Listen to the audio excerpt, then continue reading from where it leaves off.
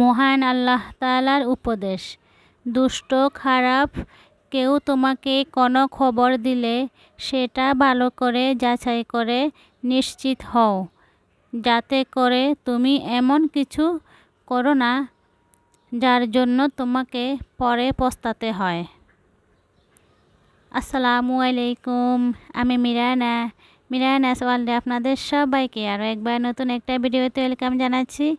আশা করছি আপনারা যে যেখানে আছেন আল্লাহর রহমতে ভালো আছেন। আমিও আলহামদুলিল্লাহ ভালো আছি।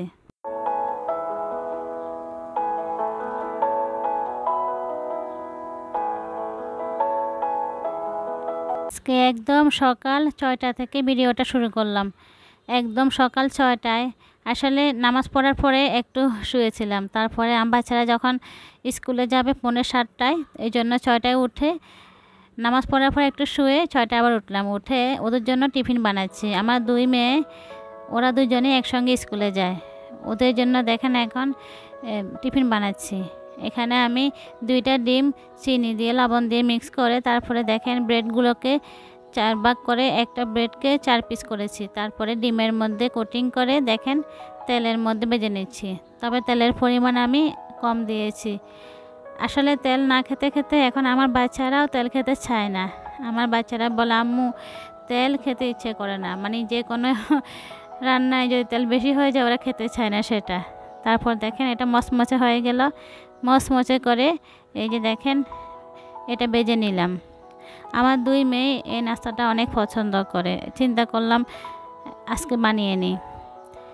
গতকালকে অনেক বড় একটা পাউরুটি নিয়ে এসেছেন আপনাদের ভাইয়া। কালকে ওদেরকে আমি ডিম পোস্ট করে দিয়েছি, খেয়েছে নাস্তায়। আর আজকেও আমি সকালে দেখেন ওদেরকে টিফিন দিয়ে দিচ্ছি।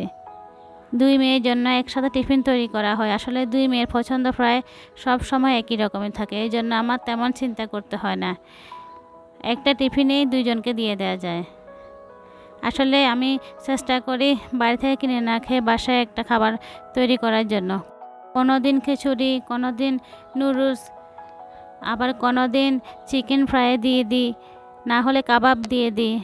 আসলে টিফিনে যদি ভিন্নতা আনা যায় তাহলে বাচ্চারা খেতে কিন্তু অনেক পছন্দ করে, তাই না? ওদের টিফিন খাওয়ার আগ্রহটা বাড়ে। দেখেন ওদের দুজনের জন্য আমি এই যে পানি ঢুকিয়ে নিলাম। আবার এখানে দেখেন 2 বক্সে ওদের টিফিনগুলো দিয়ে দিলাম। আমার মেয়েরা চলে গিয়েছে। তারপরে দেখেন এই যে এই ফলগুলা, এটা হচ্ছে জামরুল।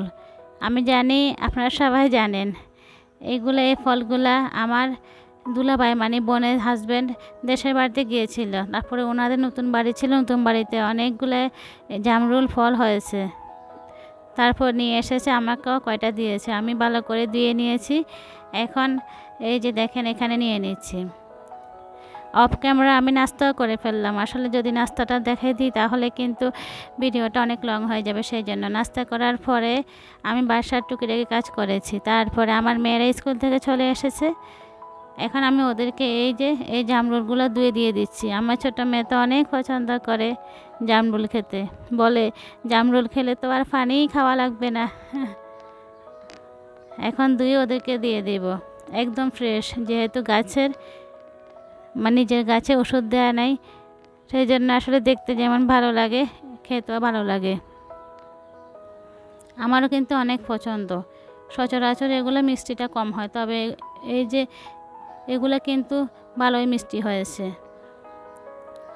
আমিও খেয়ে নিচ্ছি আর আমার মেয়েদেরকেও দিয়ে দিচ্ছি। ওরা টিভি দেখতে বসে গিয়েছে, স্কুল থেকে এসে গোসল করে টিভি দেখতে বসে গিয়েছে। এখন আমি ওদেরকে দিয়ে দিব। আপনারা যারা ভিডিওটা দেখতে দেখতে এত দূর পর্যন্ত চলে এসেছেন সবার জন্য মন থেকে অনেক দোয়া রইল। আমার প্রিয় আপু ভাইয়ারা প্লিজ একটা লাইক দিয়ে দিবেন। আমরা সবাই একটা লাইকের কথা বলে থাকি, তাই না? এটা আমাদের জাতীয় অভ্যাস বলতে পারেন, আমাদের সকলের ছাওয়া এটা।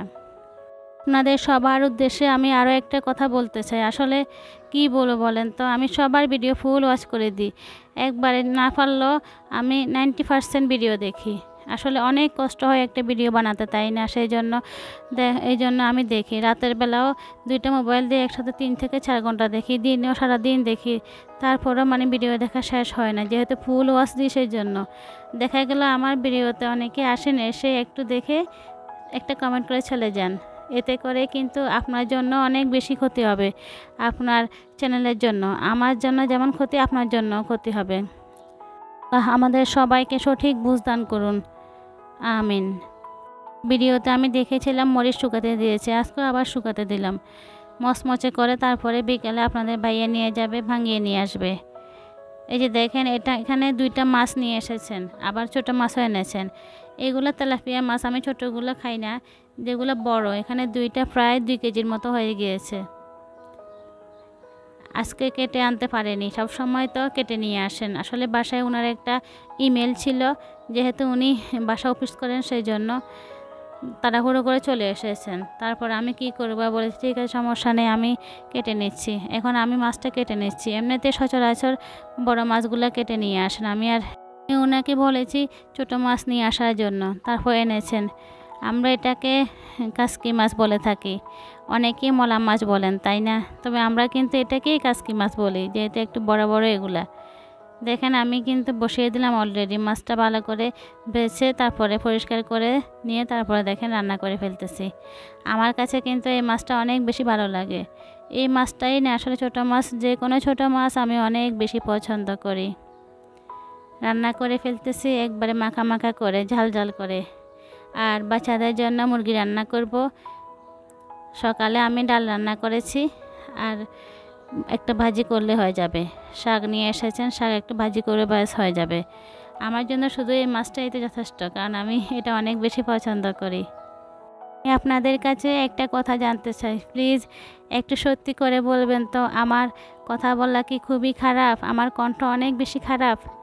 আসলে কি আর করা বলেন তো, আমার কণ্ঠ মনে অনেক বেশি খারাপ, বা কথা বলার মাঝে হয়তো বা অনেক বেশি আপনাদের কাছে খারাপ লাগতে পারে।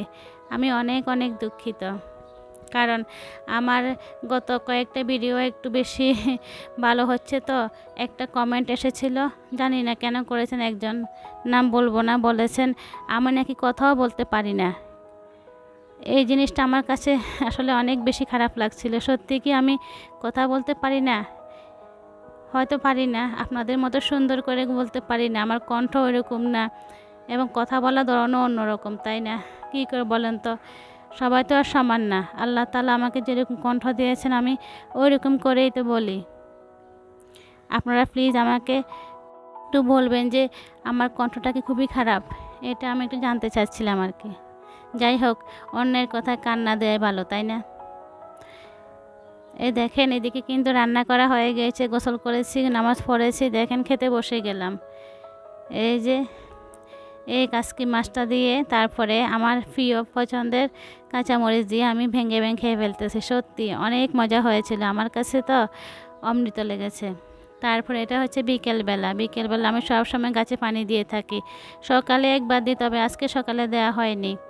এখন বিকালে আমি একটা স্প্রে করে দিয়েছি গাছের পাতায়, তারপরে গোড়া আমি পানি দিয়ে দিব। দুপুরে রান্না করেছি যে চাল ডাল ধোয়া পানি, ওগুলো আছে, ওগুলো আমি গাছের গোড়ায় দিয়ে দিব। আমার প্রিয় আপু ভাইয়ারা, আমি আপনাদের সবাইকে অনেক অনেক পছন্দ করি, আপনাদের ভিডিওগুলো অনেক পছন্দ করি। জানি না বিশ্বাস করবেন কি না, যদি আপনাদের কারো একজনের ভিডিও আমার দেখতে ভুল হয়ে যায়, বা দেখেছি কমেন্ট করতে পারিনি, হয়তো বা কোনো কারণে চলে গিয়েছে, বা ওই দিন দেখা হয়নি, আমার খুবই খারাপ লাগে। মনে হচ্ছে আমি অনেক ভুল করে ফেলেছি। ইউটিউবে আসার পরে কিন্তু অনেক কিছুই পেয়েছি, আপনাদের অনেক ভালোবাসা পেয়েছি, এবং আপনাদেরকে ভালোবাসতে পেরেছি। এটা কিন্তু আমার কাছে অনেক বেশি পাওয়া। আমি সফলতা অর্জন করতে চাই না, একা একা সফল হতে চাই না, আমি সবাইকে নিয়ে সফলতা অর্জন করতে চাই। মহান আল্লাহ তাআলা আমাদের সবাইকে একসাথে সফল কাম করুন, আমিন। এদিকে দেখেন, আমি এখন মচমচে ছোলা এই যে ফ্রাই করতেছি। কোনো বালি দিনে লবণ দিই নাই, এটাকে ভিজিয়ে রেখেছি 2 ঘন্টা। তারপরে এখানে দেখেন, চুলার আগুনটা প্রথমে একটু বাড়িয়ে দিয়েছি, লবণ মেখে ছোলার মধ্যে দিয়ে দিলাম। তারপরে দেখেন, এখন আস্তে আস্তে করে চুলার আগুনটা কমিয়ে দিয়ে এটা ভেজে নিয়েছি। দেখেন ফুটতেছে, ফুটে ফুটে নিচে পড়ে গিয়েছে কয়েকটা। অনেক মচমচে হয়েছে, অনেক ক্রিস্পি হয়েছে। মানে আমরা যে বাইরে যে বালি দিয়ে ভাঙা হয়, নিয়ে আসা হয়, ওটার থেকে বেশি মজা। দেখেন, আসলে কিন্তু বৃষ্টির মধ্যে এগুলো খেতে অনেক ভালো লাগে, তাই না? আকাশটা মেঘলা, তো ইচ্ছে করেছিল একটু ছোলা ভাজা খেয়ে নিই, মানে ছোলা ভুনা আর কি। এই জন্য দেখেন এটা করে নিয়েছি। আর এদিকে আমার সকাল দুপুর সন্ধ্যা তরমুজ ছাড়া কি আমার চলে বলেন তো? তরমুজ এখন হচ্ছে আমার মনে হচ্ছে গলার মধ্যে বেঁধে রাখবো, মানে এতটাই খেতে ইচ্ছে করে। তরমুজ খেলে আমার পিপাসা মিটে যায়, তরমুজ খেলে আমার শান্তি লাগে। আর যদি যেদিন না খেয়ে থাকি তাহলে মনে হচ্ছে আমি কিছুই খাইনি। আমার এখন এরকম হয়ে গিয়েছে, আজকে প্রায় মাসখানেক এরকম হয়ে যাচ্ছে। দৈনিক 3 থেকে 4 বার আমি তরমুজ খেয়ে থাকি। দেখেন এখানে আমি তরমুজগুলো ছোটো পিস করে নিয়েছি আর লবণ দিয়ে খেয়ে নিয়েছি। এটা সন্ধ্যাবেলা। আজকে সারাদিনের কাজকর্ম আপনাদের কেমন লেগেছে অবশ্যই কমেন্টস করে জানাবেন। আসলে সারাদিনের কাজকর্ম শেয়ার করতে গেলে 5 ঘন্টাও শেষ হবে না ভিডিও, তাই না? যেটুকু পেরেছি আপনাদের সঙ্গে শেয়ার করেছি, আশা করেছি আপনাদের ভালো লেগেছে। এটা হচ্ছে রাতের বেলা চাঁদ মামা উঁকি দিচ্ছে আমার গাছের ফাঁকে ফাঁকে, অনেক সুন্দর লাগছিল।